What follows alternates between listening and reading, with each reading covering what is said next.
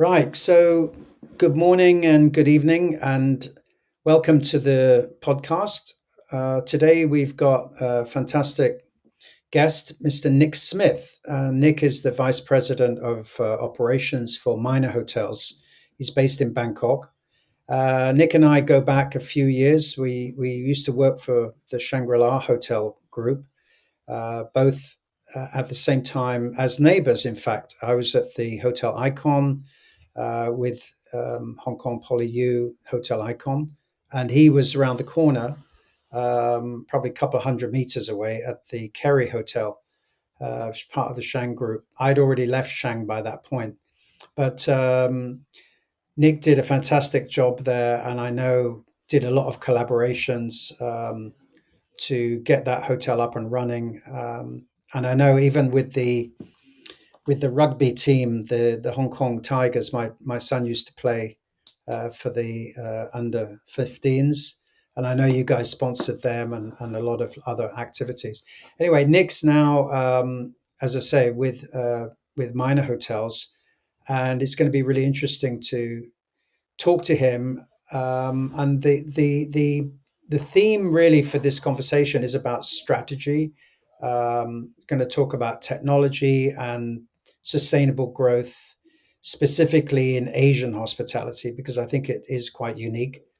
So, Nick, you spent your career, shaping brands and a lot of strategy across different regions.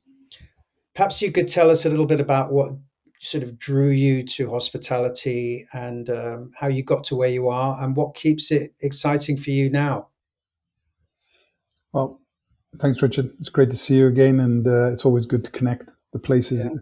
this small marble that we all live on is a small place, as we both know. And although you're in the UK and I'm here in Bangkok, it feels like I only saw you a few weeks ago. So Yeah. thanks for inviting me on. I really appreciate it.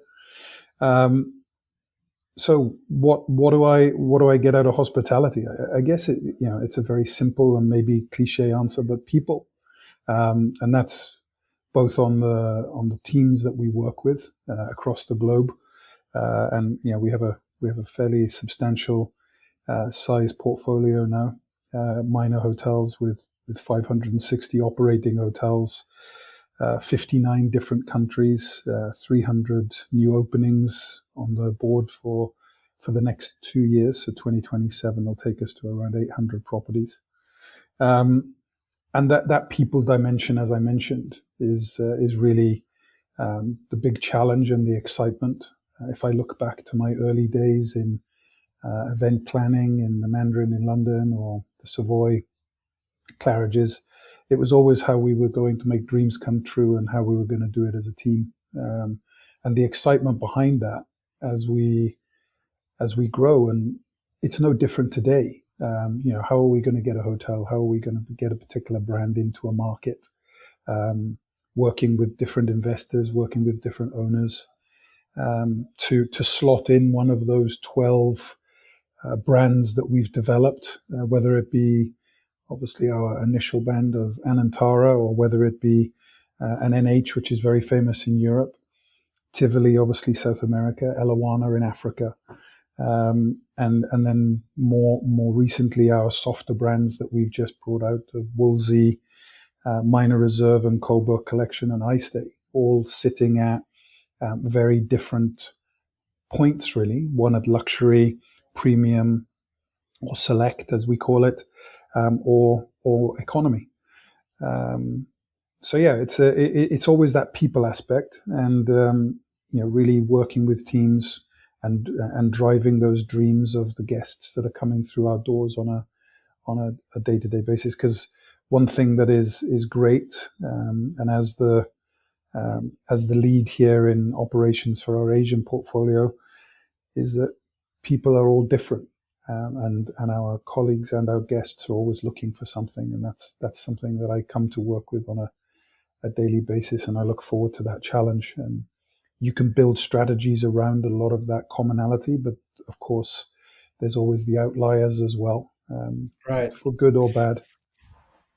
Multiply, when you've got multiple brands like that. I mean, with Shang, it was really only three or four. There was Kerry, there was Shangri-La, and there was Traders and Jen. Yeah. Um, and I think with your company, you say, as you said, there's like 12 different brands. And I think the fact that you're leading them from Asia, from Bangkok, right? Mhm.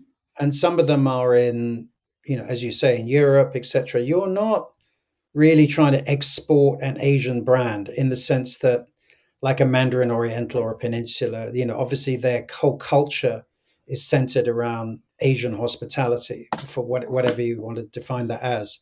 And the same with Shang. So, how how many of your brands are very kind of steeped in this Asian ethos, and how many just are focused around other elements of hospitality? For instance, the NH brand, which is primarily in Asia, is not in Europe. Sorry, is not advocating an Asian hospitality concept, right? But so as No, many of it's the a, others are.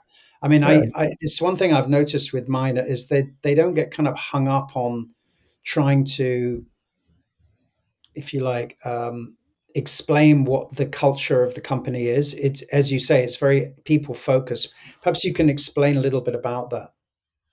it's so I guess to answer the first question, the Asian aspect of it, Anantara is obviously our traditional Asian brand that is very well known, and it's being.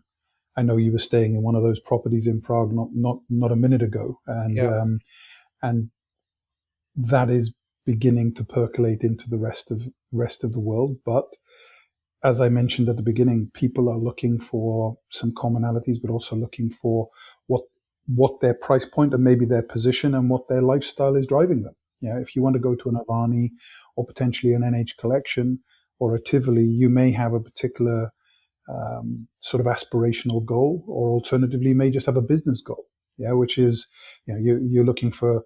Look at our NH promise. It's great sleep, great shower, great breakfast. Yeah, yeah. that's really. So in that sense, if you look at the umbrella of Minor, what is Minor really selling? And I mean, we're all selling sleep in hotels, but I mean, what does your brand represent?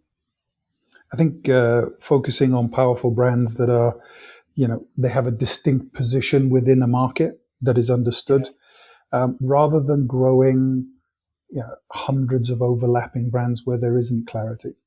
Yeah. yeah, So if you're going to go to one of our in-house hotels or one of our collection hotels, you have a very clear idea of what you're going to get, and you know what that brand promise yeah. looks like. We're not trying to be something we're not, and it works very well for the clientele that we have. Our repeat ratios are very high, and our loyalty program is one of the best subscribed in the world. Right, And sometimes people like to cross play, and with that loyalty factor as well, Richard, it allows them to do that. right, At some of the other brands that we talked about already, yeah, they only had two or three um, brand offerings that were maybe a little blurred. right.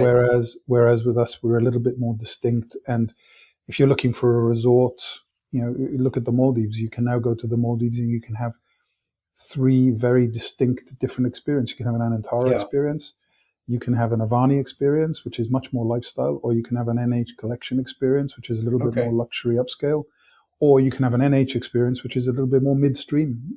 And Right, what I think really attracts what we're trying to do is we're trying to capture multiple clientele, and we're not trying to right. just be one thing. Yeah, as Okay. we and offering great value at that brand point. So, what you've described is, I guess, what I mean. There's some of the major hotel companies have so many brands now that it actually becomes quite confusing. But Mhm. I think with Minor, I've always thought of the company as having a reputation for sort of being very agile and innovative, almost like a startup. How do you, as a VP operations, how do you maintain that culture, if you like, that entrepreneurial mindset amongst your team, your GMs, um, as the company grows globally? How do you encourage that and maintain it? empowerment is the key, Richard. I make it very clear that we learn to fail fast, and it may sound a little bit sort of pre-bottled that, but if I look back to Bill, when he first started the business, he's a huge entrepreneur, as everybody knows today, and that is percolated throughout the entire business, not just here in regional or corporate office, but also at the field level. And all of the general managers are empowered to go out and do what needs to be done to appeal to the clientele that they're looking to attract, or looking and differentiate themselves in the market. We're not looking to sort of pre-bottle stuff. We have guidelines and we have certain standards that are in place, but there are many that are very flexible to the market that they're operating in.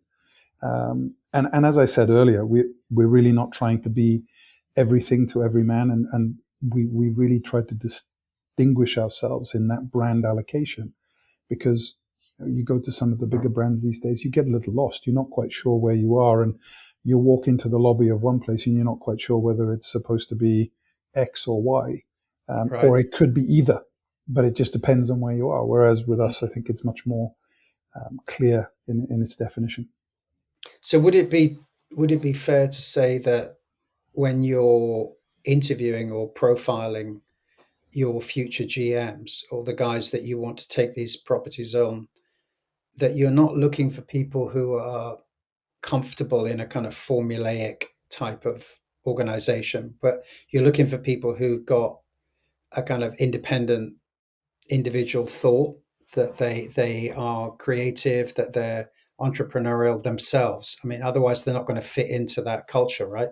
I would have thought. I mean, how much involvement do you have in the selection, if you like, of and recruitment of these senior people?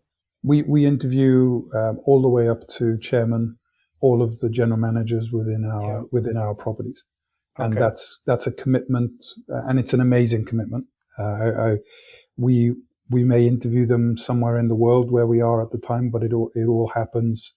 And authenticity, business drive, and really that entrepreneurial spirit, and making it very clear also that there is an expectation of that.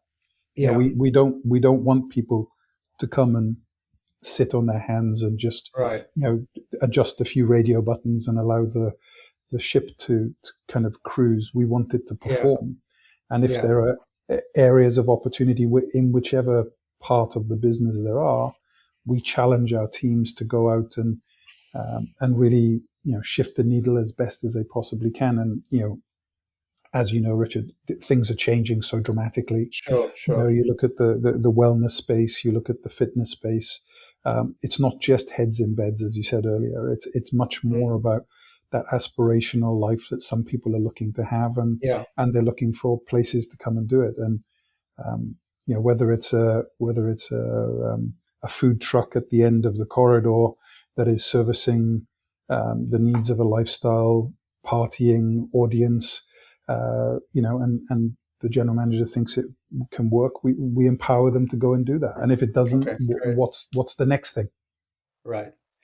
Well, that's very encouraging. So, talking about evolution and what guests' expectations are, I know it's shifting across different markets, and obviously, even going from somewhere like Hong Kong to Bangkok to Cambodia or whatever. I mean, it's all very unique, and so I'm just interested, with so many brands, how do you adapt the sort of service model to meet these new demands of the guests?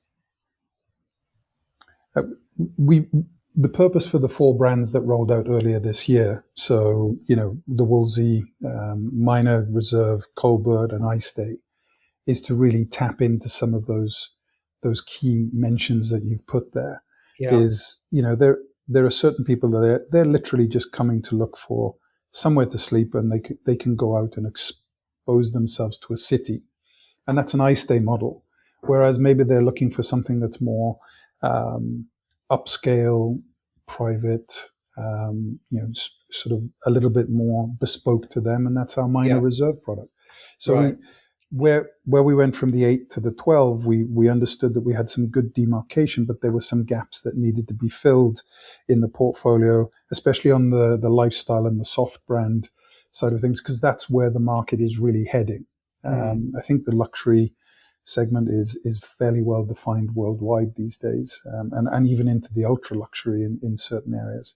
But the key markets that we see where there are huge opportunity moving forward, and especially in developing, which is one of our key drivers, is on that sort of premium mid scale, where we have an opportunity to attract the clientele that are much more, they're the younger demographic, and they've probably done an awful lot of their research online already, and they know really what they want to do. And they're looking for that moment of differentiation if they're coming to one of our more premium brands, or they're coming for an occasion, or they're coming with multi-generational families. So they know what they want. What's the kind of the mix, if you like, the geographic mix of your clientele? Is it for the brands, the mid-scale brands in the region? Is it largely an Asian geographic mix, or are you getting North American and Europeans? What is the split roughly? It's more, there is a heavier split to Asia, of course, because of our location and the destination. You look at the heavy centralization around Thailand, Vietnam. You look into the Maldives. We have a large Asian clientele base that are being drawn to those properties, but obviously in the seasons, peak season here in Thailand, you walk down the street here in Bangkok at the moment, and you could be anywhere in Europe on some of the streets, and there is a heavy North American contingent. This year we had White Lotus come to Thailand, a famous brand that has really spun the spotlight onto the country once again. And there's a huge amount of business there, and what we see a lot of, Richard, is that, the thing that is attractive to a lot of our clientele is that we're in Bangkok, but we're also in Chiang Mai, we're down in the south in Phuket. But then if they want to go and hop to Vietnam or to Laos or to Cambodia, we're in all of those destinations as well. So it allows them to put a nice collection of the Asian string of pearls of a tour together, in different destinations, in something from luxury all the way through to lifestyle down to economy. If they just want to go to a super fancy city where they just want to be out and doing city tours.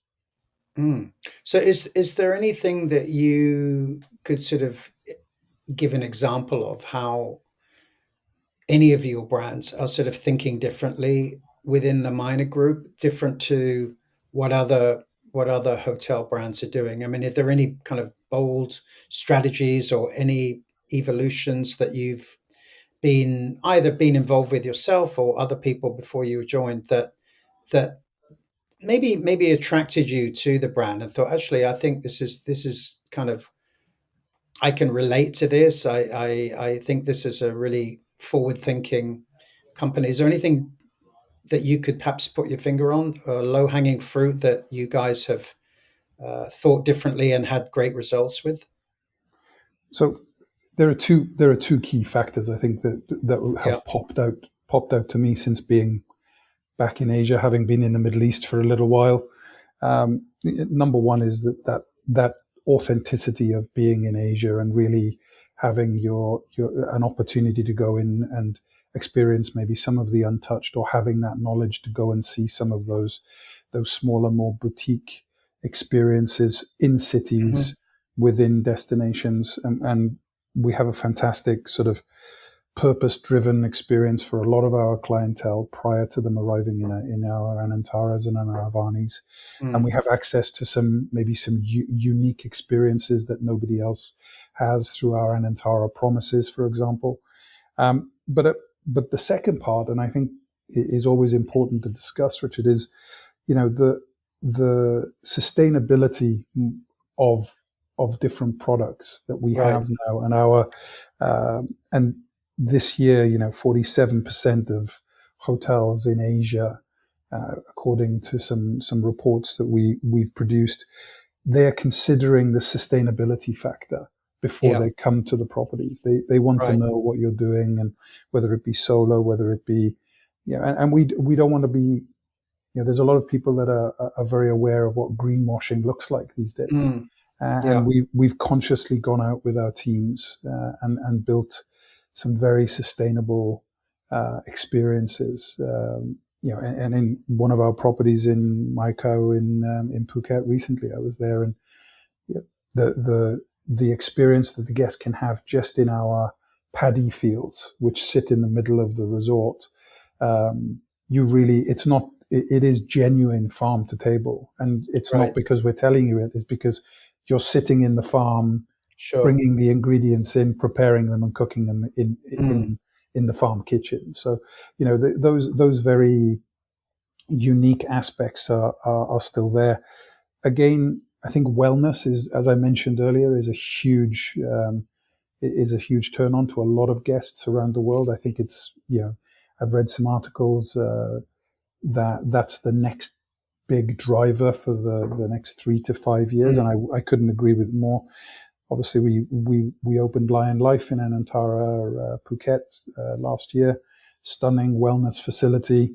Again, you can come and you can be completely at ease and in privacy to have any of those ailments treated for weeks as you wish, and we have a huge return ratio already, Right. and that is something that we're growing through our different products. We have a product that we're launching here in Anantara Riverside in Bangkok, and we have plans to grow that in several of the projects we're working on for the next few years. Yeah, that's Uh, fabulous. Yeah, I mean, I want to talk about sustainability in a little bit more detail in a minute, but maybe we could continue on that sure. theme now. But um, I think that you're right. There seems to me to be a very specific market that is expecting sustainability to be built into operations of hotels because they are notoriously wasteful. So you've mentioned about the paddy fields and anything, but how are you? I mean, on your responsibilities list, I mean, Mm. as a vice president, Yep. how are you thinking about minor hotels sort of embedding this sustainability into, let's say, the core operations and the growth strategy? I mean, I remember when I was at Icon, it was a very big part of what we were doing there because we were part of education, we were doing research, um, and we were sort of sharing some of the best practices that we were able to use the hotel like a laboratory. But when you've got so many properties like you have, it's sometimes hard to sort of push that out through all the different brands and all the different hotels at the same time. So, what are you doing? Any practical steps or innovations you can explain to us? So we've got, I've got a whole plethora of things that we work on, but I Yeah, think there are three sort of key pillars: enriching people's potential, yeah, protecting the natural capital, not just developing for the sake of developing, and really promoting responsible business. Those are sort of the three key pillars that we yeah, work off, and we've committed obviously to a net zero calculation before 2050, yeah. with science-based targets rather than just that number being thrown out there. And that's being validated. That was validated this year, and we continue to strive towards that. But the expansion plans in our new developments, obviously, we're taking a lot of the learnings that we have. But on top of that, we have significant progress in several areas. Dollar for Deeds is being used where we match the dollars that guests are willing to donate. Yeah, And that really can be used in multiple different ways, Richard. It could be something as an educational, a health, or a conservation, or most recently an emergency situation right. like we had in in Vietnam where we had severe flooding in Hoi An How and does that in Nam work? Is that Quang. like a supplement added on to the tariff, or at the It's end an of the stay? Yeah, it's an opportunity for the guest to donate a certain amount of money, up to Okay. 10,000 US dollars, and we then will match that for every dollar that is Okay. donated. Right. Um, if you look at our properties in Vietnam, we also work with children, and we also have a special needs program where we bring some of those children potentially to give them long-term jobs. That's very Hmm. difficult in some, as you know, Richard, from living here. It can be a little bit difficult for those people to get Yeah. a Sure. job. So, but they may be very suited to rolling pastry or doing something in the pastry shop Hmm. that works really well. Of course, plastic is very much restricted in the front of house operations. Plastic bottles. We have our own bottling plants in the majority of our properties worldwide now. And we have and then of course we go into the environmental aspect. We're very heavily located in the Maldives, and we've got a huge reef protection program. That holistic approach to reef protection. We call it HARP, and that initiative focuses on the regeneration of coral and the marine environment around the islands, and that's whether it's happened when after we've taken over, or alternatively if an incident has happened for whatever reason it may take place. I was very fortunate to be in Sri Lanka recently at our Tangal property and experiencing the sea turtles and the nestings. Hmm. Um, but then also, whilst we were there, we have a relationship with one of the local communities that had been displaced during the storms. And it was great to see that we were able to meaningfully donate to that very quickly and make a difference on the ground. So not just writing checks, but actually addressing some of the problems as they're appearing. Um, so yeah, it's very much embedded into the culture of the company, Yeah. and it's driven very much by Bill. His birthday we don't celebrate with cake and drinks in the office. We go out and we painted a school this year, Okay. Great. and he much prefers to give back to the Hmm. community rather than take for himself. As he says, he has everything that he needs, and he wants us to really sort of walk that talk. And that's where it goes back to that empowerment of the general manager, Richard. If Yeah. a GM comes to me and says, "Listen, I've spoken to this this charity, I've spoken to this group in need, and they can be verified, and we can support them," then we're already halfway there. And we Yeah. encourage our teams, whether it be the teams within our hotels that know of challenges, to bring that to the senior management for us Hmm. then to become involved. Because one of the greatest things that I'm proud to say in the time that I've been with the business and going around traveling, you see that there is a direct investment into the communities that we operate within in some very challenging environments. Yeah. No, that's very interesting. I think one of the just towards the end of my tenure with Icon, one of the things we introduced were uniforms made from recycled materials. Yeah, So great. some were made from. I think you remember it was at the Market restaurant, and Yeah. then basically I think those ones were Hmm. recycled plastic bottles, and then some of the aprons were made from bamboo. Some of the chef's jackets were made from bamboo and maize. So one thing we found was that they had amazing durability as well. They would actually Yeah. last 2 or 3 times longer. The price was about the same, and I followed that company because the guy who was behind it, Mark Russell, was actually a guest in the hotel for about 6 or 8 months, Yeah. and they've now introduced a kind of an AI component to it. So when you have multiple F&B outlets or spas like you do, quite often the F&B wants to change the concept or whatever, and you've got to go out and get a designer, and Yeah.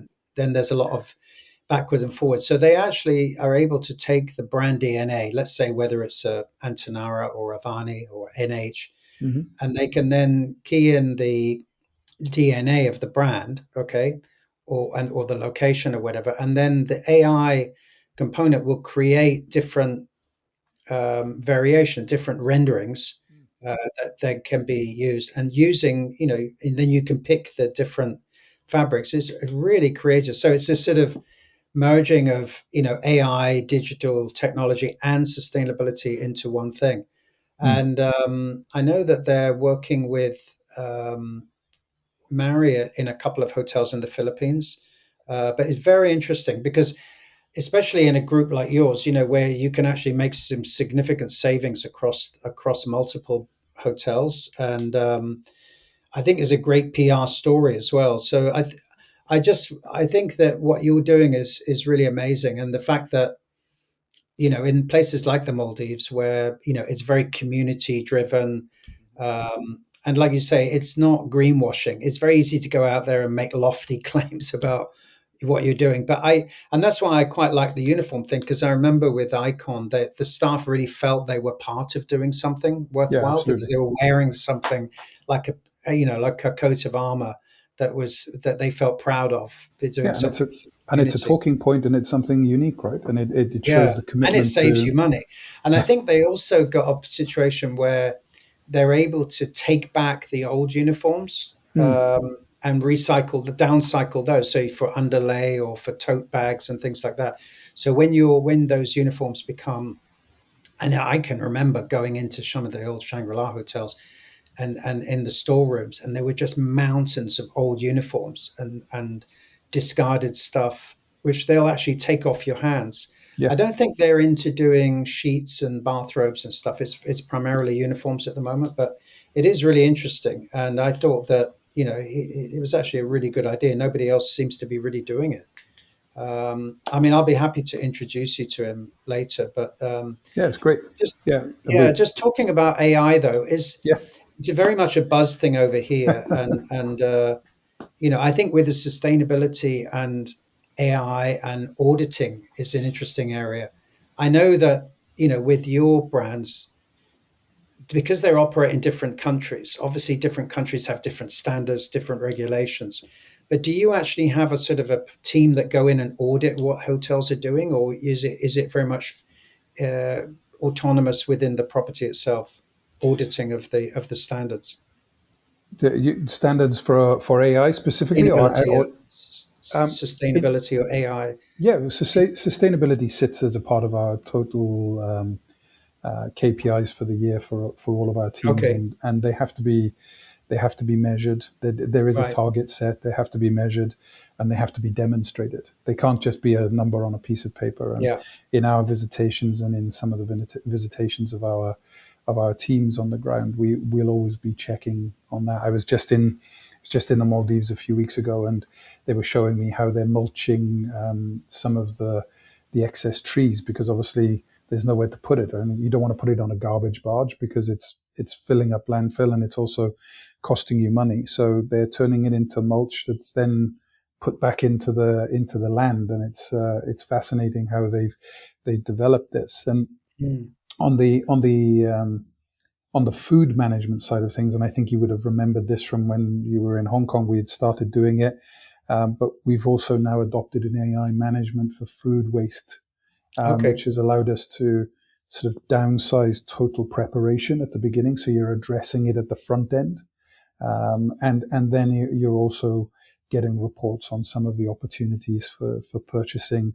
So it's helping with overproduction, but it's also helping us with cost management at the same time. So That's fabulous. Yeah. it's working. It's really well, and it's astonishing. I never really believed it, but you've got this um, eye sitting over a garbage can that tells you basically every single item that's going in, and it can Mm. decipher it up to around 95%. And Oh, in that's those tremendous. Yeah.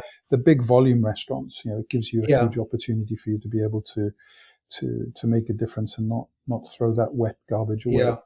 away. So that's worked really well. I think with the AI part, though, Richard, I think it's important. We all know that it's there. Um, I think within hospitality, it's a sensitive subject because there is a balance. Um, people are still looking for a warm and authentic hospitality. They don't want it to be too robotic, and they don't want it to be too sort of robotic is the right word, right? Yeah. But we also recognize that there is some huge opportunity for it to help us, in the food, but also in some of our building of programs for guests, and having a certain set of parameters that maybe we are able to develop, and we've built actually within HQ with the help of our technology teams an AI center of excellence where we have some base training already.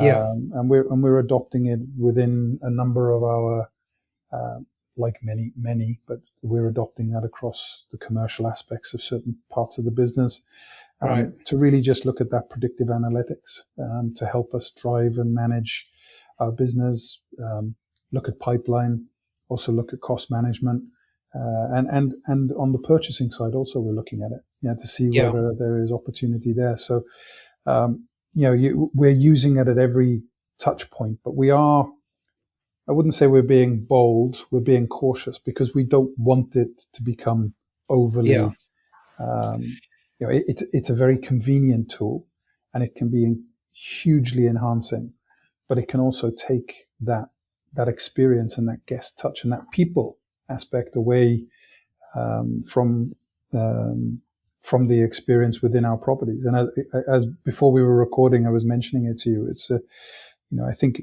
hospitality is one of those safer businesses as we move forward. The AI can only do a certain amount to help, but it won't be able to replace the human being, so to speak. Yeah.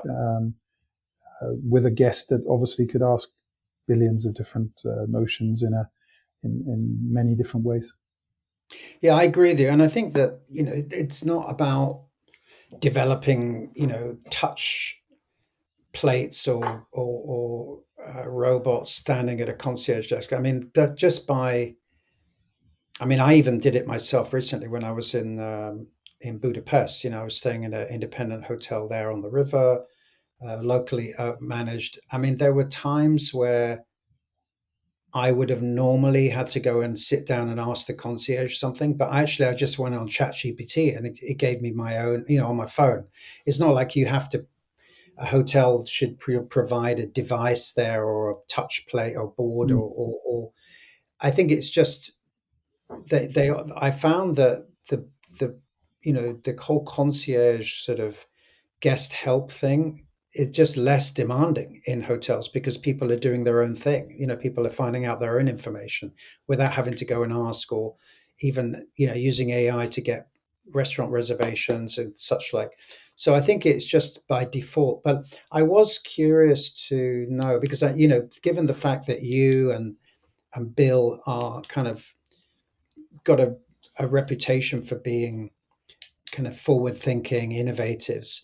I could just sort of picture you guys sitting around saying, okay, now how can we make this help us save money or make money, and without it being intrusive to the guests, so it's still high touch, driven by people, but behind the scenes. And I know a lot of businesses over here, especially chefs and food and beverage operations, are using AI software to manage their costs, to Yep. manage their purchasing and all that. So I can imagine that could be really useful where you've got a lot of back of house admin type of role. So, I was just thinking it won't be long before, your group maybe hires a kind of an AI expert or We to have say, okay, we how have can you we have them already, deconstruct Richard. what we've got? Yeah, Yeah. we have them already, and I think Okay. where we are today is what can we do to use that opportunity with AI to give our team more time with our guests.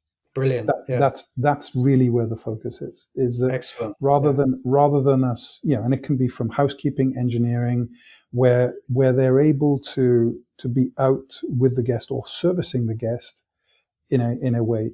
To your point, yes, the guest may be able to research different places for them to be able to go, but maybe the concierge still needs to verify that it's actually open. Yeah, Yeah, because right. sometimes, it's only as accurate as certain things, and we have to remember that you may ask AI one thing and it knows your personality a little bit, so it may suggest one thing. Whereas if you mention to the concierge that you've got X, Y, and Z, that concierge Yeah, who's now been empowered to have more time with the guest because his back of house exactly. admin, his Yeah, scheduling, and everything is being done by yeah, AI, yeah. is now able to say, well, actually, that's one place, but have you heard about this place? Because maybe Right, that AI didn't think about that for your right. personality, but because you're maybe it's down the street, or maybe they ask you one or two questions that are sort of more pertinent to the stay that you have, or if they know that you've been somewhere already. So Mm. there's certain aspects, right? AI is still developing from what you put into it and maybe what it's learning from you as it's going along. Whereas we kind of come along as the additional part of the consultancy, Yeah. so to speak, So and make it even better. I'm hearing in a way that you're kind of suggesting that it definitely can down the line be helpful to hotel operations, and at the same time, it can probably help transform the employees' sort of whole experience. Even when you think of something like onboarding or recruitment and all that, I Yep. mean, it'll be helpful to help you, pre-select the right people in the first place, probably, from an HR point of view, but also, in terms of the guest journey. I'm sure it's so. I think all around, as things evolve, it's definitely going to be helpful. But I was interested to think from your perspective, given the fact that you do have a kind of an education arm to career development side Hmm. to Minor as well, when we're talking about the future of these sort of young hospitality leaders, people you're growing internally, Thai people, Sri Lankans, Goanese, Maldivians, um, how do you think the skill set for these young up and coming hospitality leaders of the future is sort of going to change in this new era of digital transformation? I mean, I agree with you that it's very much high touch and Hmm. about how you communicate with people and sort of enrich people's lives, when you communicate with them. But do you think that it's going to have any profound change, or what should we be teaching people in hotel schools now, given those changes? I don't believe the basics that we probably were being taught of, interpreting what guests are looking for and trying to think ahead and delivering great service to the guest. I don't think that's ever going to go away because that's what people are intrinsically looking for. But where AI will come in and where I think the future leaders really need to be cautious of is that they don't get too distracted by it and they Mm, are using it to the point of optimization. I find there's maybe an over fixation on technology in some ways, and computer work. Looking back to younger days, and computer work and fax work and such like was a lot lesser, and a lot more personal touch was there. So I think there's almost a bit of a reverse psychology there, is that you've now got a tool, as we've mentioned already today, is that can help you release more time for you to go back in and deliver better services and experience to the guest, or give the guest more attention. So I think that mm, there is also a management of technology component. But what I think is great for the up and coming, you know, hospitality experts of the future is that now technology gives them access wherever they may be in the world to learn some of these things and have the opportunity to move. And right, right. with such a transient world these days, you can be anywhere on an aeroplane within 12 to 15 hours, right? It allows those people that can dream, who dream, could maybe they can actually realize much easier than what was there in the past, and they don't necessarily need to be pigeonholed, Richard, into certain roles. We've always had certain roles for certain nations, so to speak. I think that I see a lot more of that, and we really promote that. From the roots here at Minor, is to Mm, really promote those team members and have you know, people that have come through the ranks and worked all the way up to senior leadership within all of our properties. And it doesn't really matter what nationality they are. right, They've right. demonstrated and used maybe the tools that are now available to them that weren't in the past Yeah. through that. So So I think it's with a lot of your GMs and your senior ex-com people now, hmm, going back, I don't know, 10, 15 years when we were in the region, I mean, how do you see it's changed in terms of the fact that, a lot more local people, indigenous people are being given these senior roles, whereas maybe 10, 15, or 20 years ago, it was expats having to do, you would get an expat F&B director or whatever, but you were getting, I think there's a lot more homegrown uh, people now. Are you able to verify that? I mean, is that something that's big in the organization?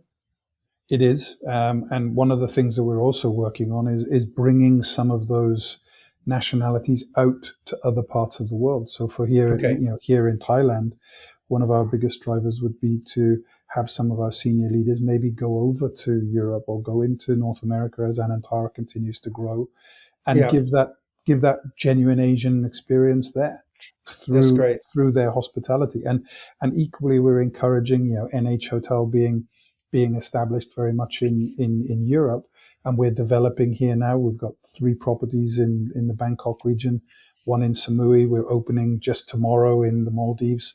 Yeah, we want to bring some of that expertise to those businesses. So there is that cross exposure of the brand and the commitment from the people on the ground that have been doing it for a lot longer.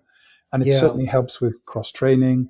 It helps with brand identity and understanding to the teams that are working within those properties as we continue to grow. And that, we were just talking about it today, about brand ambassadors that are going to pioneer that across the portfolio, to ensure that those promises are being met and kept as we move forward. So yeah, I can say that there is a uh, large number of homegrown talent, which I'm delighted to see that are coming up the ranks, and we're rewarding them through mentoring programs, through our educational programs, and also through their great own hard work.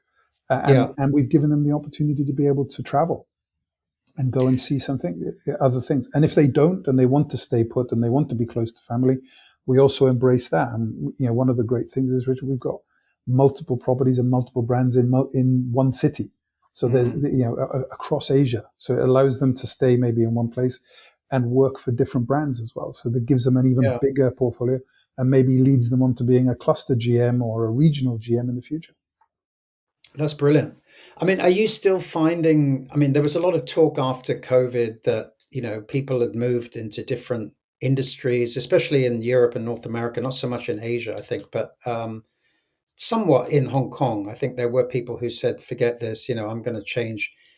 And I just wondered, is it still? Are you still having issues finding people? I mean, is human resources a struggle to find good people nowadays? I think for everybody that I talk to, it is still a challenge. It's certainly not as painful as it was post COVID. I Okay. think that was quite a raw emotion for a lot of people, and they didn't want to be in those roles.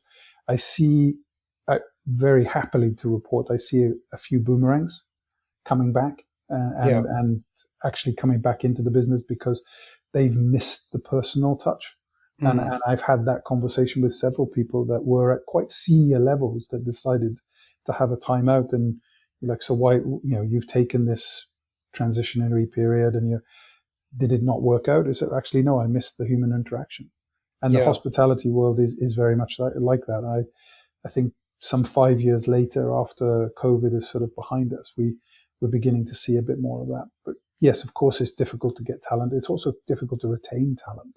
Yeah. Um, and that's where, the constant reinvestment and the opportunity with a larger portfolio of properties and a larger portfolio of brands is more attractive as we move forward, and giving belief to our teams that we are able to actually give them those opportunities is one of our key focuses at Minor at the moment. Yeah. Well, I mean, what really impressed me, I mean, when I was staying with my family at the NH in Prague earlier in the year, and the how to explain it, but there was a sort of a culture within the team there. It was driven very much by the general manager Zidek. He was a Hmm. Czech guy, but a lot of young people who were incredibly. I mean, I remember saying to my wife, who's Singaporean, this feels like being in a top hotel in Asia. And what we meant by that was that there was this sense of urgency amongst the staff. They were very anticipatory. Hmm. They would, even the GM would come and sit at my table, at breakfast time and said, "Hey, okay, I was only there for 6 nights, but he'd get his map out and he'd say, okay, I suggest you go here and there. And it wasn't because he knew I was a hotelier. I didn't know him from the past, but he reached out to me. But I've just sensed that all the people behind the front desk, the F&B staff, there was this sort of caring, anticipatory approach to service, which it wasn't something that was generic throughout Prague. I mean, as soon as you set foot outside the hotel, it wasn't the same. So it was unique to that place. Now, I don't know whether it was because the general manager had been, trained into what minor hotels was all about, but I can tell you that I even wrote a letter to Bill Heineke expressing how impressed I was because, as a hotelier of 40 years, you notice these things. So whatever you guys are doing, keep doing it because it really made a difference. And when I looked through the TripAdvisor reviews afterwards, there were a lot of similar comments. So it is very much driven by the guy who's, at the head of the team Yeah, or one supporting the team. But and it goes I back to think it. he did tell me that there was turnover, but he said he'd found a way of sort of quickly getting people or finding the right people who had the right qualities in the first place. I think that's half the battle, isn't it? Yeah, completely. And I think if the general manager is comfortable in their position and knows that they have the autonomy to be able to drive the Right. business forward, they're already comfortable because they don't feel they're being too controlled. But being passionate about hospitality, and passion drives engagement, is one of our key Mm. slogans, right? And we try to walk that talk across all of our businesses, whether it be at ultra luxury all the way down to mid scale, and that we want our leaders to have that embracing nature amongst the team, to build a camaraderie, that they're all there to not only engage with the guest and make them have a great stay, but also enjoy what they're doing at the same time. Mm. It's not boxed or bottled that you must say ABC, maybe like we had in the past, as we were growing up. But it's much more of an intuitive sort of, okay, what do we need to do to drive our business and to create that reputation? And it's interesting, Richard. I pick up on a few points, right? You've talked about social media, you've talked about AI, you've talked about Google reviews, and we monitor all of that in our KPIs, and we look at how our guests are reacting to our stays, and we have an operational excellence team that are constantly looking at that to see how we can better it. And Right. if we've got an area that falls down and is not within the averages of expectation, then we'll go to them and we'll say, Mm. can you take a look at this? And they will dedicate a small team of people to go and then be able to streamline that. But it's Right. great to hear. It goes back to that first question you said to me. Those reports back of just guests that have had no contact with me, and the general manager or the team on the ground don't know who you are, and you've Yeah, had that type of experience. Those are the reasons why we still stay in this business, and that's that's what we do. fabulous. Yeah. That's what we do today, to make those experiences happen. Well, whatever you're doing, keep doing it. I think it's, you and I have worked for different brands with different cultures, and sometimes they say what they are, but they often don't do what they say. But with your experience so far there, I got a sense that you seem really motivated and pumped up by the whole experience, which is fabulous. So the last question I wanted to ask you was about if there are young people and who are interested in joining the industry or doing, say, an internship as they're part of a partnership with a university within your organization, whether it be Hong Kong Poly U or Oxford Brookes or whatever it is. Hmm. Do you encourage to sort of grow your own type of people by offering internship experiences for young undergraduates, say as part Yeah. of their university program? We've got 24 interns within the business today, Brilliant, and fantastic. three of them are working within the team here. I've got a gentleman from North America. I've got a lady from Sri Lanka, and I've got a gentleman from India. And Oh, they're that's working brilliant. in our. One of them's working in revenue management. One of them's working in operational excellence, and one of them's working in our development team. And we do Fabulous. rotations around 6 months, around a year, and you can apply for that through our minor portal and through our university here in Riverside. And Excellent. and it's open to anybody that's looking for an opportunity. And of course, that's where the future lies, Richard. Is if we're giving those opportunities now, and within our properties, we have multiple interns that are Yeah. experiencing it, whether it be a stage of their school, or whether it be a gap year. And a lot of the hospitality um, degrees are doing it that way now. Yeah. So No, I think we're that's very happy very, to very, oppose it. very, that's very encouraging. And it is something that if you've been involved in that, like I was at Icon, I mean, I often see people on LinkedIn, celebrating their new job. And they're people that I remember from Icon who were, up and coming, and you knew they had potential. We often hired people there who were not necessarily students or even part of the university, but they were just individuals who you knew had potential, and you knew that they were going to have a great career trajectory. And now 5 6 years later, they suddenly pop up. I remember a girl who I hired for the market as a waitress, and she was fabulous. She's now the F&B director at the Hong Kong Jockey Club. This is only 5 years ago. So I think, and she said to me, I nobody ever gave me a chance before, and that is so. It touches you in a different sort of way where you, and now she's married with kids, and you realize you're supporting a whole family structure network there. So it is incredibly rewarding. And if you feel that of any time I can be of service or help to your Riverside school university, I'd be only too happy to help and Absolutely. share some of my experience. Yeah. I couldn't echo your words more, Richard. I'm genuinely proud to see some of the team that I've worked with grow and prosper, and some of them are getting to lofty heights, and it's incredible to see that. Yeah. And it's also fantastic to have people of our generation still investing into that with the schools and the mentorship programs and general just sit down advice and chats to Yeah. get people on that trajectory. And ultimately, people grow people, and those people, if they're involved in hospitality, you have to walk the talk, right? You can't go and hide in an office or behind a desk and Right. not be involved. It has to be out and developing team and engaging with the teams to really drive for results, and to allow our guests to see us um, at the forefront with those that are working, but also to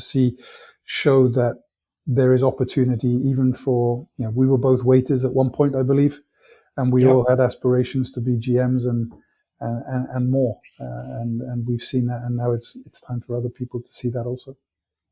Yeah, I was actually down in Portsmouth the other day, and I showed my son, who's doing hotel management. He in university. I showed him this hotel that I worked in as a dishwasher when I was at the Polytech. I actually had three jobs when I was at Portsmouth Poly doing my HND, and one was selling ice cream, one was working on South Parade Pier as a barman, Mm. and the other one was washing dishes in the Pendragon Hotel. So yeah, and he said, "You had three jobs." I said, "Yeah," and I had to pay my way through college. I mean, in the sense that, I mean, when you and I went to college, it was free, but you didn't pay tuition fees, but you still had to live. My Yeah, parents lived absolutely. overseas.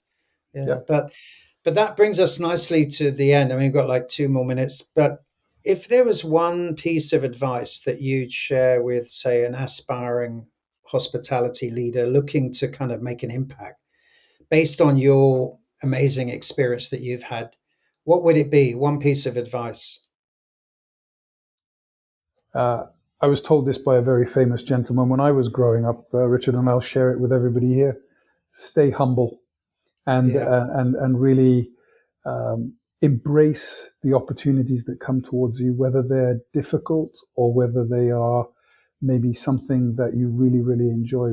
But stay humble along the way, yeah, and pick those opportunities well, because the more controlled and the more focused you are, it'll also give you a perspective of what you enjoy to do, right. and what maybe you'd like to develop in the future.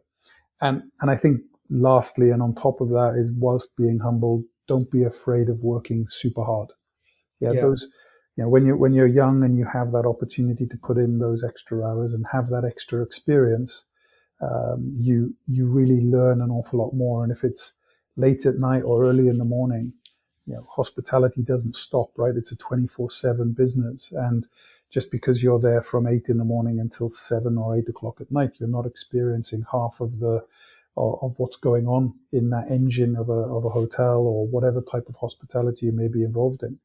Um, and have a very open mind, because the world is changing hugely, right? It's not just yeah, hotels anymore. It's trains, it's boats, it's planes, it's everything. But service and hospitality and that genuine care is needed in all of those industries moving forward. And a robot will never be able to change that. Well, not just yet, yeah. anyway. No, absolutely. And I think just to sort of icing on the cake for that one, I mean, given the fact that you and I are both have something in common, we're both from the United Kingdom originally, and I mean, I spent time in Africa, but as a kid growing up. But I think both of us have traveled. We got out of our little mindset. I mean, there's so many of. I went back to an old boys reunion at a school I went to like 50 years ago, back on here in the UK, and all those young lads who I grew up with at that school, who I thought at the time were most likely to succeed, Mm, actually didn't do that brilliantly in life, because they basically chose to stay in the UK. They never went anywhere. They never looked outside the back garden. And I think that you and I both got up and moved and explored and traveled.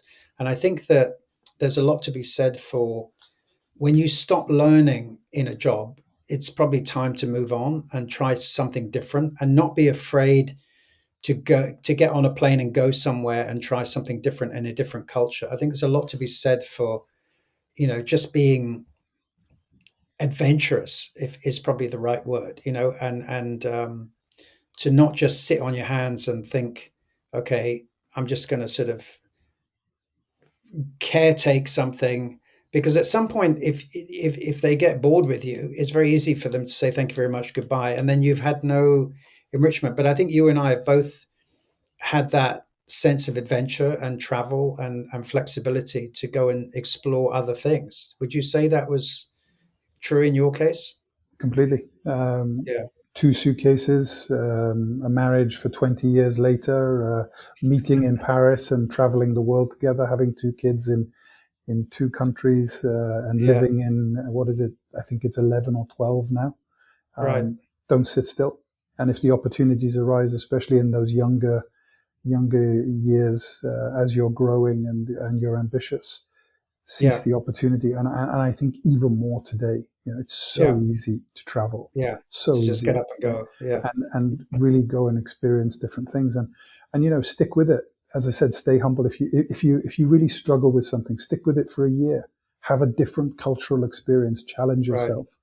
Yeah, Um, and I went to Saudi not so long ago, and it was an amazing experience. I never thought it was mm, going to be the way it was.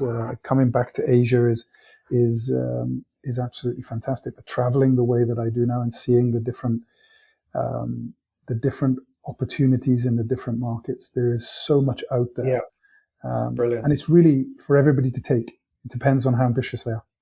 Yeah, that's true. Well, that sort of brings us to an end, Nick. Thank you so much. It's been really amazing and really, really interesting. And maybe later on down the line, we can schedule another one to talk about the education side and the internship. I think that's a very interesting, either yourself or maybe the person responsible Yeah, I'll for get Chris from our that university area. to Yeah. come on and But I speak with you find, as well. what you guys are doing at Minor is really inspiring, and I think it will, be very interesting for a lot of other people. So once this is done, I will edit it, and then I'll write a blog about it, and then I'll send you a link to where we host it. Okay. But Great. thanks ever so much. I really appreciate it, and it's really great. And have a wonderful Christmas. All the best. Get some time for the family. Thanks, Richard. Okay. Likewise, it's been great to chat. Really appreciate you Okay. taking the time. Thanks very Speak again. much. Take care.